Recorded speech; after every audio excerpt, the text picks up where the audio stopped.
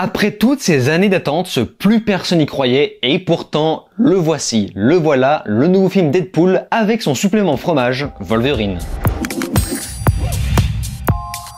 Salut à tous, c'est Vince sur Plotime et on se retrouve aujourd'hui pour parler du nouveau film Deadpool et Wolverine, Deadpool 3 pour les intimes. Il s'agit bien sûr d'un film américain de super-héros, réalisé cette fois-ci par Shawn Levy, qui par le passé avait réalisé quelques épisodes de Stranger Things, ou même le film Free Guy qui était pas trop mal. Pour ce troisième volume, on change une fois encore de réalisateur, par un habitué des films familiaux. Parce que oui, Shawn Levy est aussi connu pour avoir fait des films du type La Nuit au musée 1 et 2. Le choix est étrange sans être déconnant pour autant. Deadpool et Wolverine est donc le 34e film du MCU. Waouh! Et le 4e de la phase 5.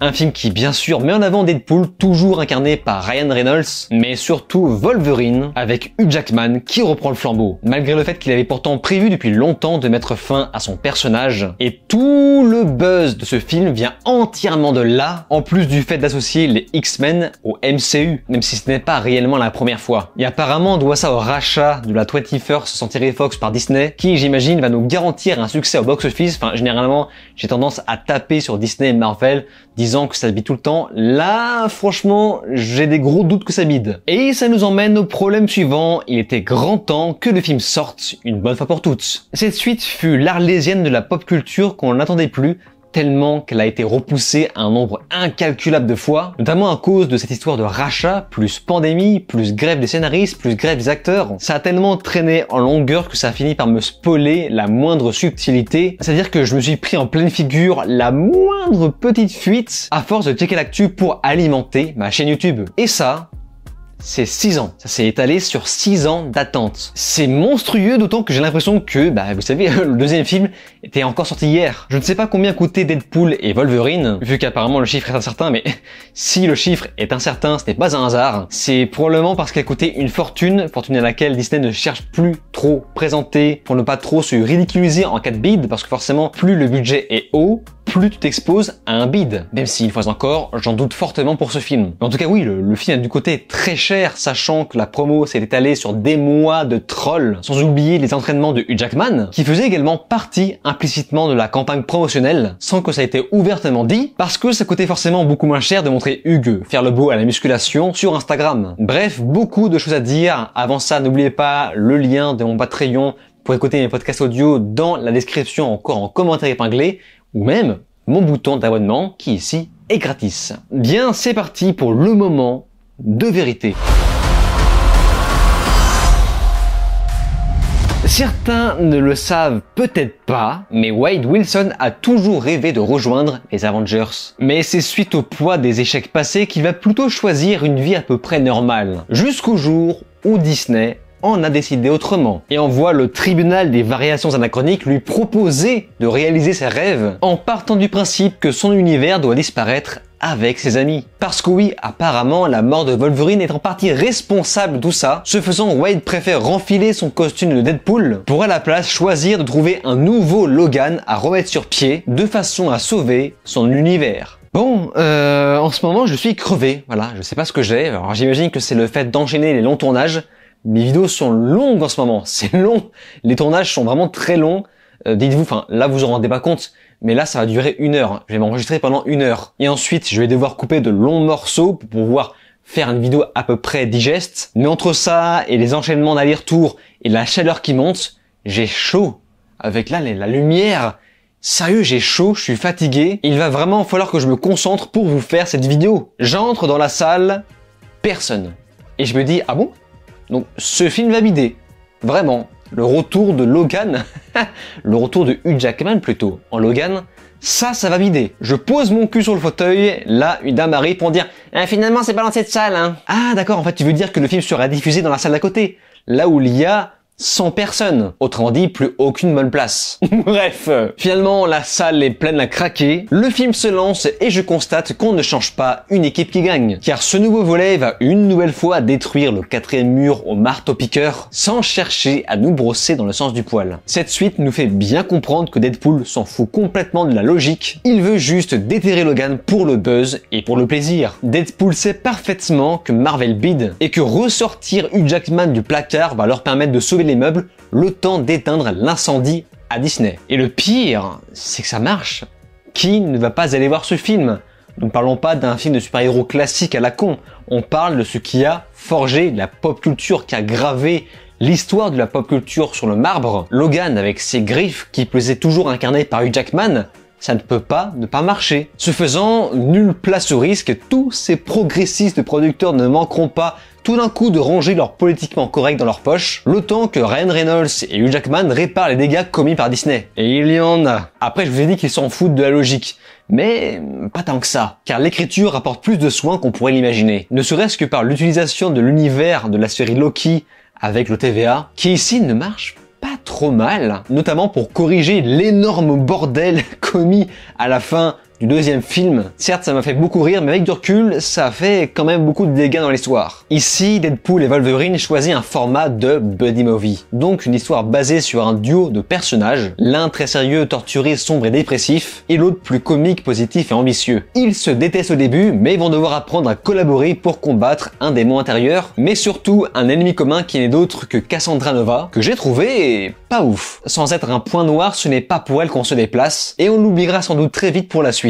Je pense que pour marquer le coup, on aurait peut-être dû choisir un antagoniste connu, peut-être en réutilisant plus intelligemment la carte du fanservice, comme l'avait fait No Way Home en faisant revenir les méchants d'origine. Parce que là, Cassandra Nova, eh bien je trouve qu'on s'en fout un petit peu. Après, ce n'est pas raté, c'est juste que forcément Wolverine et Deadpool lui font de l'ombre. J'ai été voir quelques avis avant de tourner cette vidéo et je constate que ça ne fait pas spécialement l'unanimité. Les gens ont l'air de moins en moins sensibles au fanservice, aussi surprenant soit-il, parce que ce film, qu'on le veuille ou non, est surprenant, mais croyez-le ou non, cet opus est le plus abouti de tous. Car moi, d'un point de vue personnel, j'ai vraiment eu l'impression d'assister à une épopée épique, noyée dans les valeurs originelles du super-héros qui existait depuis jadis le début des comics, sans jamais rentrer dans le politiquement correct insupportable, et ça, on en reparlera après. Mais ce n'est pas pour autant qu'on ne lâche pas dans le caméo land, comme je vous l'ai fait comprendre. On pensait qu'ils avaient fait leur maximum avec No Way Home, mais vous n'avez pas idée à quel point vous ne pouvez même pas soupçonner les vieux crocodiles qui nous ont déterrés pour ce film. J'ai remarqué qu'ils ont diffusé des faux leaks pour nous induire en erreur sur la toile, une sorte de nouvelle stratégie pour brouiller les pistes du spoiler.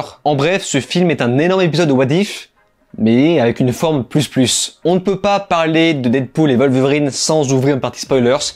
Là, je suis obligé, donc c'est parti. Je mets le timer à l'écran. Donc comme je vous le disais, on y a placé de fausses fuites sur la toile, des fausses rumeurs, un petit peu comme le fait de faire revenir le professeur Xavier, quel que soit l'acteur d'origine. Finalement, on se fait troller par la présence inédite de Cassandra Nova, de même avec Lady Deathstrike, qui est finalement remplacée par Daphne King, qui reprend son rôle de Laura, teasée d'une façon ou d'une autre à la dernière minute. D'ailleurs, elle ne ressemble plus du tout à une petite fille, hein. Je veux dire, on dirait vraiment qu'elle a 30 balais. Mais concernant l'une des rumeurs qui a fuité, malheureusement ou heureusement réelle, c'est le bref caméo d'Henry Cavill en Wolverine. Alors certes, je me suis dit, ah putain, les cons, ils l'ont vraiment fait, mais tu ne peux pas ne pas trouver ça amusant. Enfin franchement, moi ça m'a fait marrer. Et c'est là qu'on comprend que le film c'est vraiment un grand défouloir, on est vraiment là pour prendre du bon temps, les acteurs eux aussi prennent du bon temps, donc pourquoi bouder notre plaisir? Caméo un peu plus inattendu, c'est celui de Chris Evans qui fait son grand retour, mais non pas en Captain America, mais bien en Torche Humaine. Et là pour le coup je pense que c'était le truc le plus inattendu. Je pense que lui-même ne pouvait pas s'imaginer un jour rejouer ce rôle, parce qu'il le joue exactement de la même façon. C'est un ressort comique utilisé pour justifier le rachat de la Fox. Nous avons ensuite Elektra, rejouée par Jennifer Garner, malheureusement leaké depuis 1 an, j'étais pas au courant, donc ça fait que j'ai eu l'effet de surprise,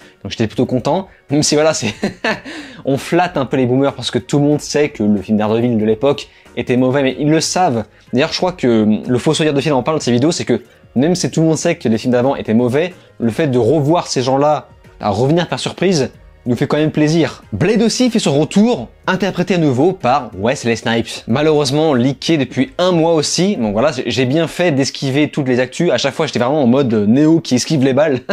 Je voulais garder la surprise et j'ai bien fait, voilà, je ne m'y attendais pas. Le Wesley Snipes qui commence un petit peu à avoir de la bouteille. On sait tous qu'il a eu droit à une doublure pour les scènes d'action, mais franchement, ça marche encore. Nous avons aussi une apparition de Channing Tatum en Gambit, un acteur qui avait fortement réclamé ce rôle, et le voir apparaître dans ce film est presque un troll. Mais après, il faut bien prendre en compte que ces caméos, ce ne sont pas des caméos un petit peu comme Henry Cavill qu'on voit que 2 minutes, même pas, allez, on le voit 30 secondes.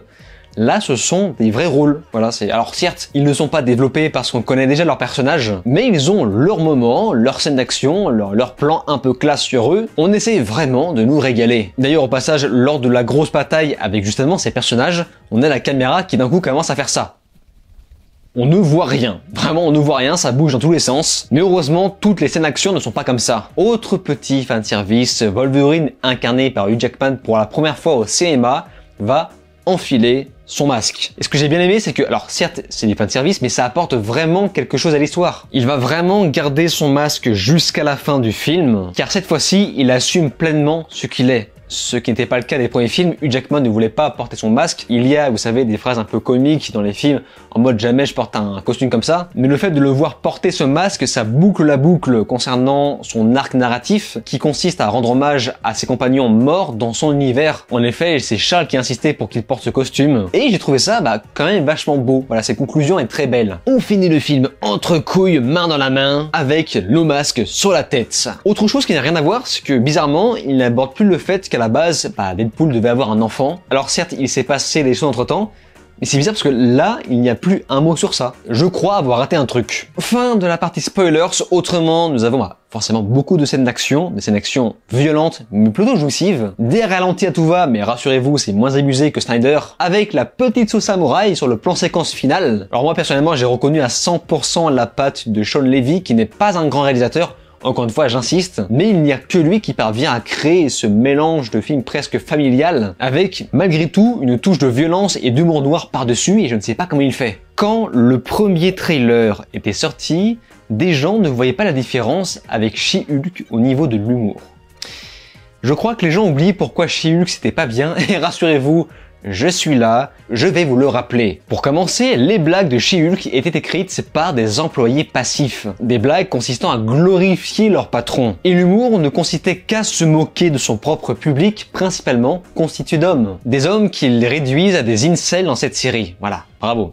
Super, génial. Dans Deadpool et Wolverine, c'est tout l'inverse. Ryan Reynolds, bien plus intelligent que la moyenne chez Marvel Studios, si je puis me permettre, écrit ses propres vannes. Et son humour se foutra cette fois-ci de la tronche des studios Disney Marvel, qui ne font que bider, avec comme énorme épée de Damoclès juste au-dessus de leur tête, le fait qu'ils sachent pertinemment que les producteurs ont besoin de Ryan Reynolds et de Hugh Jackman pour voir leur studio remis sur pied. En bref, c'est clairement Ryan Reynolds qui domine le projet, et non pas les producteurs qui ont tout intérêt à leur laisser carte blanche, et le laisser sagement se foutre de leur propre gueule. C'est comme ça que fonctionne l'humour auprès du grand public. Et ça fonctionnait déjà très bien à l'époque de Molière, vous savez, par exemple avec le bourgeois gentilhomme. Selon moi, Deadpool et Wolverine a réussi le coche là où la saison 4 de The Boys s'est plantée comme pas permis, car il a à son tour commencé à s'attaquer à une partie de son propre public, au lieu de continuer de taper en haut. Il est devenu ce que j'appelle le Barbie d'Amazon. Si vous voulez faire rire votre propre public, commencez à taper sur les plus puissants, car c'est justement la position la plus audacieuse et la plus risquée, la moins confortable, et ce Deadpool ne manque pas de le faire. Après, attention, disclaimer, il y a selon moi l'art et la manière de le faire. Parce que oui, je trouve que ça ne marche pas non plus toujours. D'un côté, Ryan Reynolds se donne des airs de Jim Carrey, mais d'un autre, il se laisse trop emporter par la grossièreté, et ça devient parfois un petit peu redondant. Le tout, comme toujours, est soutenu par une sélection de musiques, des musiques très connues, mainstream, et franchement, ça marche hyper bien. Je suis pas fan de ça, mais il faut le dire, ça appuie vraiment sur l'aspect spectaculaire, notamment à la fin. C'était donc Deadpool et Wolverine, et ce que je trouve cool, c'est que j'ai l'impression que Marvel redevient doucement un événement, parce qu'avant, c'est limite si on n'avait pas un Marvel par mois. Maintenant qu'ils ont fortement diminué la quantité pour apparemment privilégier la qualité. Enfin, de toute façon, c'était pas comme s'ils avaient le choix. Ah oui, ils ont moins de pognon qu'avant. Le fait est que, pour ma part, je trouve que c'est mon film du MCU préféré depuis Les Gardiens de la Galaxie 3, même si je suis parfaitement conscient qu'il ne s'agit pas là du film du siècle, bien au contraire. C'est juste ce à quoi un divertissement Marvel devrait ressembler. Même si, avec du recul, je trouve ça quand même beaucoup mieux que No Way Home. J'ai peut-être la mémoire courte, mais j'ai l'impression que Deadpool et Wolverine a exaucé mon souhait dans la volonté de soigner un peu plus son esthétisme. Je vais même aller plus loin. Pour moi, Deadpool et Wolverine c'est The Flash ont réussi. C'est chargé en humour, mais ils savent parfois s'arrêter. Et oui, c'est important de temps en temps. Même Deadpool, qui est un clou ambulant, parvient à faire une pause et se remettre en question. De plus, j'ai l'impression qu'ils ont l'air de s'être éclatés à faire ce film. C'est généreux avec une quantité de fanservice qui devrait être interdit. Mais écoutez, ils ont compris comment faire plaisir. Ils nous donnent ce qu'on veut voir tout en gardant des surprises, sans ruiner l'expérience du format film. Mais à ça, je préviens quand même, pour moi, c'est une fois, mais pas deux. Parce que oui, si on commence à abuser de ce format fourre-tout, parce que c'est le cas, ce film, c'est un fourre-tout, on repart très certainement pour une nouvelle dégringolade. D'ailleurs, au passage, je ne pense pas que ce film va faire relever le MCU. Si succès il y a, c'est pour moi un succès passager. Et d'ailleurs, s'il fonctionne, c'est justement parce qu'il ne s'assume pas à 100%. Voilà, c'est tout ce que j'ai à dire sur ce film.